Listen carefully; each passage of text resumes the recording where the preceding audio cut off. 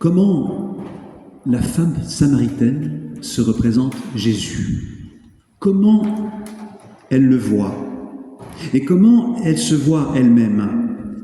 C'est cela qui a attiré mon attention en relisant ce récit. En effet, on remarque toute une évolution dans sa manière de voir. Son regard change. Son regard sur Jésus et aussi son regard sur elle-même. Progressivement, son regard change. D'abord, elle voit en Jésus un homme, alors qu'elle est une femme. Elle remarque leur différence de genre. Première différence qui les sépare, puisqu'à cette époque, un homme et une femme ne pouvaient pas entrer en relation comme ça, ne pouvaient pas dialoguer, surtout s'ils étaient seuls. Ensuite, elle voit un juif, alors qu'elle est samaritaine. Deuxième différence qui les sépare, et même qui les oppose, puisqu'à cette époque, juifs et samaritains ne se parlaient pas. Les uns considéraient les autres comme des ennemis, tout simplement, et inversement. D'ailleurs, l'auteur de ce récit le dit explicitement 2 fois. Une première fois en précisant que les Juifs n'ont rien de commun avec les Samaritains. Et une deuxième fois, lorsque la femme souligne que les Samaritains et les Juifs n'adorent pas Dieu, au même endroit. Ils n'ont pas le même lieu de culte. Les Juifs vont au temple de Jérusalem, alors que les Samaritains vont à Garizim, où il y avait un sanctuaire pour prier. Bref, il faut bien dire, pour commencer, la femme samaritaine s'emploie à souligner tout ce qui la sépare de Jésus. Alors que nous allons le découvrir, lui, Jésus, cherche au contraire à entrer en relation. La femme samaritaine érige des murs entre elle et lui, tandis que lui cherche au contraire à ouvrir un chemin l'un vers l'autre. Et puis, à la fin du récit, tout change. La femme n'a plus du tout le même regard sur Jésus, puisqu'elle s'exclame avec admiration « Il m'a dit tout ce que j'ai fait ». Ainsi, elle découvre soudainement que celui qui lui était totalement étranger s'est rapproché d'elle, au point de la connaître par son nom, au point de l'accueillir inconditionnellement. Il m'a dit tout ce que j'ai fait. Oui, cette découverte de la femme samaritaine est centrale et décisive, puisque c'est à partir de ce témoignage-là que toute la ville va s'intéresser à Jésus. Oui, ce Jésus, d'abord considéré comme un ennemi par les Samaritains, eh bien, il va devenir progressivement un prophète, et puis un Messie, et puis le sauveur du monde. Alors on peut se demander pourquoi Jésus devient le sauveur du monde. Est-ce que l'auteur biblique ne va pas un peu vite en généralisant ainsi le cas particulier de cette femme samaritaine? Oui, que celle-ci ait retrouvé goût à la vie, qu'elle ait retrouvé espoir, on le comprend. Mais que non seulement toute la ville, mais aussi le monde soit sauvé par Jésus, ça, on peut s'interroger. Et d'abord, de quoi le monde est sauvé? Et pour commencer, de quoi cette femme est sauvée? Alors, lorsque des sauveteurs en mer sont sur une plage surveillée et qu'ils s'apprêtent à intervenir à la moindre alerte, on comprend que c'est de la noyade qu'ils vont sauver une ou plusieurs personnes. Mais Jésus, lui, de quoi sauve-t-il?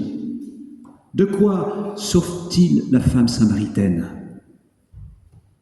Eh bien, il la sauve des préjugés qui cataloguent, qui stigmatisent l'autre à cause de sa différence. Il la sauve des jugements qui accusent et qui condamnent. Il la sauve de ces murs de séparation qu'elle érige entre elle et lui. Il la sauve de tout ce qui l'enferme sur elle-même, de tout ce qui l'isole.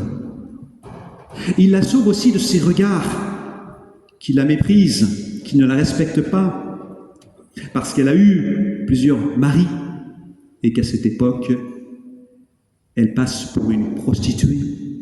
Oui, il la sauve de tous ces regards qui la jugent, qui la condamnent, qui la blessent. Alors aujourd'hui, vous l'avez compris, avec les catéchumènes, nous allons parler du décalogue. Nous allons découvrir ensemble que les 10 commandements, ou plutôt les 10 paroles qui ont été données à Moïse, elles ne sont pas là pour embêter le monde. Elles ne sont pas là pour empêcher de vivre, au contraire. Au contraire, elles sont là pour empêcher que les plus faibles soient écrasés par les plus forts. Elles sont là pour éviter que les plus petits soient mangés par les plus gros. Tu ne tueras point, tu ne voleras pas, tu ne commettras point d'adultère. Oui, tout cela finalement pourrait se résumer par cette parole, tu ne feras pas de mal à ton prochain, tout simplement. Et cela peut se dire de bien d'autres manières.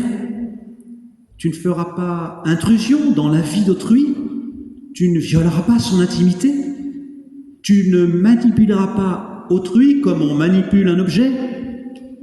Ah, si on vivait cela, ce serait merveilleux. Si tous les humains vivaient le b.a.-ba du respect de l'autre, alors il n'y aurait plus de mépris, il n'y aurait plus de haine, alors il n'y aurait plus de guerre, alors il n'y aurait plus d'empire politique ou économique qui cherche à dominer, à manger les plus petits. Alors il n'y aurait plus de nature saccagée, de ressources pillées, d'animaux maltraités. Alors peut-être là, vous pensez que je m'emporte et que je m'égare, donc je reviens à la rencontre de Jésus et de la femme samaritaine. Avez-vous remarqué que cette rencontre se déroule autour d'un puits? Rien d'étonnant à cela, puisque dans l'Ancien Orient, à cette époque, le puits est un lieu de ravitaillement en eau, mais c'est aussi un lieu de rencontre. Un peu comme le café sur la place du village aujourd'hui. On y va pour boire un verre, pour se désaltérer, mais on y va aussi pour rencontrer d'autres gens, d'autres personnes. Aussitôt, alors, je dois ajouter que ce puits n'est pas n'importe quel puits, c'est le puits de Jacob. Or, dans l'Ancien Testament, dans la littérature juive plus généralement, le puits de Jacob, c'est un lieu très important. C'est là où a eu lieu une déclaration d'amour. C'est aussi là où on se ressource dans la parole. Oui, ce puits-là en particulier, le puits de Jacob, c'est le symbole de la sagesse. C'est le symbole de la parole de Dieu. Et donc le fait que Jésus et cette femme samaritaine se retrouvent à cet endroit-là, bien sûr, ce n'est pas un hasard. Et d'ailleurs, l'auteur biblique reprend à son compte une légende juive selon laquelle Jacob aurait vu jaillir de ce puits une source d'eau vive, une source d'eau abondante pendant plusieurs années.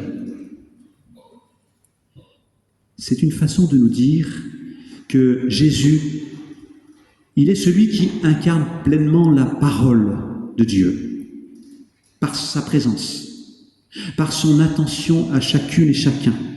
Il est cette eau vive qui jaillit en nous, en une multitude de sources jaillissantes de vie. Ouais, ici, Jésus aime les symboles. Il choisit de s'arrêter au bord du puits de Jacob, premier symbole, et puis il parle de l'eau vive, deuxième symbole. Et l'eau, vous le savez comme moi, c'est la vie. Surtout lorsqu'on est dans une région désertique, en plein midi, alors que le soleil est au zénith, sans eau, on se dessèche, on ne résiste pas. Jésus d'ailleurs en fait l'expérience puisqu'il s'assied, fatigué, au bord du puits, et qu'il demande de l'eau à boire. Alors oui, on a besoin d'eau pour vivre. Belle métaphore, oui, belle métaphore, je trouve, pour parler d'une autre eau. Immatérielle, celle-là, invisible, et pourtant tout aussi essentielle. Cette eau vive, c'est sa grâce, abondante et jaillissante, rafraîchissante, qui jaillit dans nos déserts. Oui, cette eau vive, c'est la relation qu'il noue avec chacune et chacun d'entre nous, malgré les murs que nous érigeons. Cette eau vive, c'est aussi son regard qui nous accueille avec nos ombres et avec nos lumières. Il m'a dit tout ce que j'ai fait, s'exclame la Samaritaine. Et elle s'en réjouit.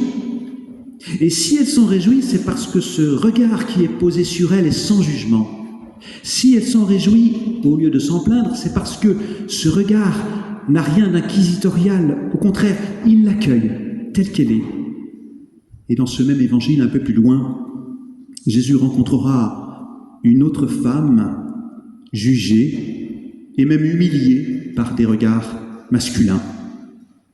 Et là aussi, le regard de Jésus sera infiniment respectueux, accueillant. En fait, je crois, c'est ce regard-là qui permet à la femme samaritaine de dire et d'assumer toute son histoire. Oui, la force de Jésus, c'est d'avoir aidé cette femme à faire la lumière sur sa vie. Ainsi, pour ma part, j'entends la Samaritaine dire, en présence de Jésus de Nazareth, j'ai vécu un moment de vérité. Tout est apparu en pleine lumière.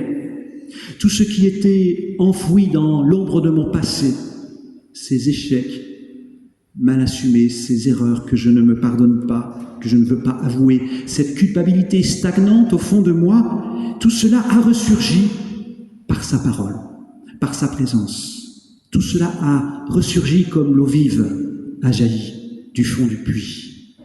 Ainsi, la Samaritaine vit une forme de résurrection, un commencement, une nouvelle vie.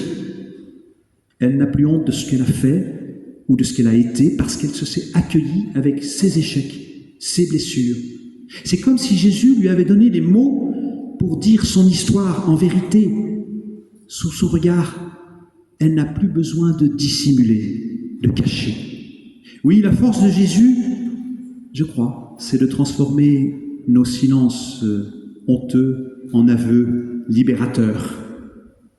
C'est comme si sa parole descendait jusqu'au plus profond de notre être pour y faire la lumière. Oui, sa parole vient illuminer les endroits les plus obscurs de notre vie.